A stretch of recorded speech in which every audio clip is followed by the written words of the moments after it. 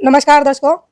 EPFO यानी employees provident fund organisation, जो कि ये भारत सरकार की एक मिनिस्ट्री के अंडर आता है। और कौन सी मिनिस्ट्री है ये है लेबर एंड एम्प्लॉयमेंट की मिनिस्ट्री। उसके अंडर ये आपकी ऑर्गेनाइजेशन है। इसमें आपकी यंग प्रोफेशनल पोस्ट के लिए वैकेंसीज आई हैं। इसमें कौन कौन भर सकता है, कितनी वैकेंसीज हैं, क्या आपका सिलेक्शन प्रोसीजर है, ठीक है, सब कुछ हम इस वीडियो में जानने वाले हैं। सभी रेलिवेंट चीज़ें इसमें डिस्कस की जाएंगी। इस वीडियो को एंड तक देखिए, कुछ भी मिस मत करिएगा, ताकि आप इसमें आप आराम से अप्लाई कर सकें और अपनी एलिजिबिलिटी जान सकें। तो चलिए शुरू करते हैं। अब ईपीएफओ के बारे में मैंने आपको बताया क्या है। ये एक ऑर्गेनाइजेशन है गवर्नमेंट की, ठीक है। और इंटरेस्टेड एंड एलिजिबल कैंडिडेट में apply for engagement as a young professional in EPFO by submitting application proforma and next below at this email ID. तो इसमें अप्लाई कैसे करना है, आपको ऑनलाइन करना है, मतलब ईमेल भेजना है आपको। इसमें परफॉर्मा दिया गया है एप्लीकेशन फॉर्म का, वो डाउनलोड करके उसे भर के उसके साथ सभी रेलिवेंट डॉक्यूमेंट अटैच करके आपको इस ईमेल आईडी पर भेज देना है, ठीक है। तो आगे हम बात करते हैं कि क्या एलिजिबिलिटी है। चिंता मत करिए, मैंने आपको पहले ही बताया, सारी रेलिवेंट चीज़ें आपको इसमें मिलेंगी। तो बात करें हम आगे। Candidate would be required to furnish original document for verification before the selection process और at the time of interview. तो आपको ओरिजिनल डॉक्यूमेंट्स लेके जाने हैं सिलेक्शन प्रोसेस के दौरान, ठीक है। तो इम्पोर्टेंट है ये आपके लिए। जानते हैं अब हम इसकी वैकेंसीज की डिटेल। नंबर ऑफ वैकेंसीज की बात करें, engagement of young professional will be on a rolling basis as and when requirement arise in various vertical division. तो आप इसमें अप्लाई करिए, ठीक है। जैसे ही रिक्वायरमेंट होगी, जो भी रिक्वायरमेंट इनकी होगी वर्टिकल डिवीजन में, ठीक है, वेरियस वर्टिकल्स और डिवीजन में, तो इसमें आपको सेलेक्ट कर लिया जाएगा। ये रोलिंग बेसिस पर है, जिसका मतलब यही है कि जैसे ही मान लीजिए कोई भी यंग प्रोफेशनल है, वो इसमें टर्मिनेट होता है या उनको क्या कहते हैं, उनका पीरियड पूरा हो जाता है। 3 साल का होता है यंग प्रोफेशनल के लिए, ठीक है, कॉन्ट्रेक्चुअल बेस पे होता है क्योंकि ये तो 3 साल का होता है। उनके 3 साल पूरे हो गए हैं, तो इसमें आपकी एप्लीकेशन फॉर्म कंसिडर की जाएगी और आपको सेलेक्ट कर लिया जाएगा, ठीक है। रोलिंग बेसिस मतलब जैसे ही रिक्वायरमेंट इनकी अराइज होती है। और अराइज कैसे होगी, जब पुराने जो वाईपीज है उनको रिटायरमेंट मिल गई है। रिटायरमेंट मतलब उनका कॉन्ट्रैक्ट पीरियड पूरा हो चुका है या फिर उन्हें टर्मिनेट कर दिया है, ठीक है। तो बात करते हैं अब हम आगे। समझ में आ गया होगा ना आपको एक ही रोलिंग बेसिस क्या है। बात करें हम इसकी प्लेस ऑफ पोस्टिंग की, तो दिल्ली में ये आपकी पोस्टिंग होगी। टेन्योर की बात करें, मैंने आपको पहले ही बताया 3 साल तक होता है और मिनिमम इसका क्या होता है, 1 साल का पीरियड। इनिशियली आपको 1 साल के लिए अपॉइंट किया जाएगा, जो कि एक्सटेंडेबल रहेगा 3 साल के लिए। वो आपकी परफॉर्मेंस के बेस्ड के अकॉर्डिंग होगा, ठीक है। तो आपकी परफॉर्मेंस इसमें रिव्यू की जाएगी, तभी मैंने कहा कि टर्मिनेट भी इसमें किया जा सकता है अगर उनकी परफॉर्मेंस अच्छी नहीं हुई तो, ठीक है। तो परफॉर्मेंस का ध्यान रखिएगा इसमें। अब इसमें एसेंशियल क्वालिफिकेशन की बात करें, तो ग्रेजुएट हो आप फ्रॉम एनी रिकॉग्नाइज्ड यूनिवर्सिटी।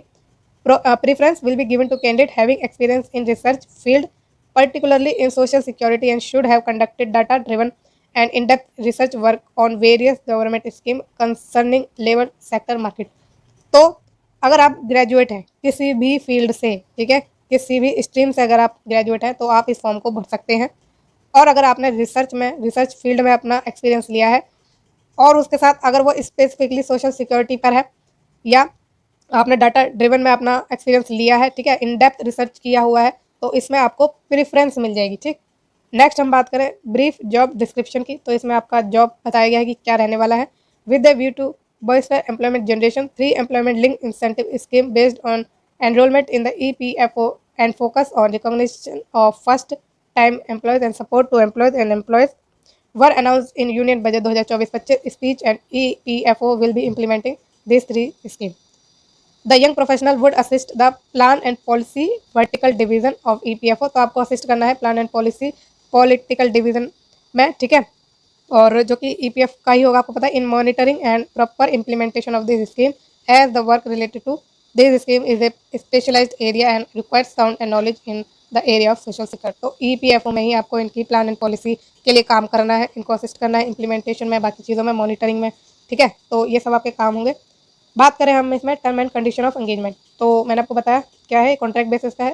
पहले 1 साल के लिए होगा, फिर 3 साल तक ये बढ़ता रहेगा, 1 साल में एक बार आपके लिए बढ़ेगा। अपर एज लिमिट की बात करें तो 32 साल इसमें एज लिमिट आपकी होनी चाहिए, ठीक है। 32 साल से अगर आप ऊपर हैं तो इसमें अप्लाई नहीं कर सकते। मंथली कंसोलिडेटेड रेम्यूनरेशन आपको मिलेगा 65,000 रुपये पर मंथ, 65,000 पर मंथ, ठीक है। और एनुअल इंक्रीज की बात करें, जो कि परफॉर्मेंस बेस्ड होता है, तो ये आपका नील है। Where YPs had perform only routine या असाइन वर्क। तो जो भी कैंडिडेट अगर उनको जो भी काम दिया जाता है सिर्फ उतना ही काम करते हैं, ठीक है, तो उनको कोई भी इंक्रीमेंट नहीं मिलेगा। और अगर आप एक्स्ट्रा ऑर्डिनरी काम करते हैं, एक्सेप्शनल क्वालिटी अपनी दिखाते हैं, तो आपको 5% का इसमें क्या मिलेगा, इंक्रीमेंट मिलेगा। और यह अप्रूव्ड किया जाएगा सीपीएफसी के द्वारा। बात करें हम आगे, तो अगर आपने इसमें डेमोन्स्ट्रेट की है exemplary performance and has made significant contribution in policy या डिसीजन मेकिंग, तो पॉलिसी और डिसीजन मेकिंग में आपकी एक सिग्निफिकेंट कंट्रीब्यूशन है, आपकी परफॉर्मेंस एग्जाम्पलरी है, तो इसमें आपको 10% का इंक्रीमेंट मिलेगा और ये इंक्रीमेंट आपका एनुअली होता है, ठीक है, हर मंथ का नहीं होता, ध्यान रखिएगा। नेक्स्ट हम चलें अलाउंस पे बात करें। These are consolidated emoluments and no other allowance with DA accommodation, residential phone conveyance, transport, personal staff, medical reimbursement, HRA, LTC would be admissible। तो इसके अलावा सैलरी के अलावा आपको और कोई भी अलाउंस नहीं दिया जाएगा, सिंपली इसका मतलब यही है। नेक्स्ट हम बात करें admissibility of travelling allowance, daily allowance. तो टीएडी आपको नहीं दिया जाएगा, मैंने आपको बताया, इधर for joining on expiry of the contract, attending selection process etcetera. तो अगर आप इंटरव्यू देने जा रहे हैं तो आपको कोई ट्रैवलिंग अलाउंस नहीं दिया जाएगा।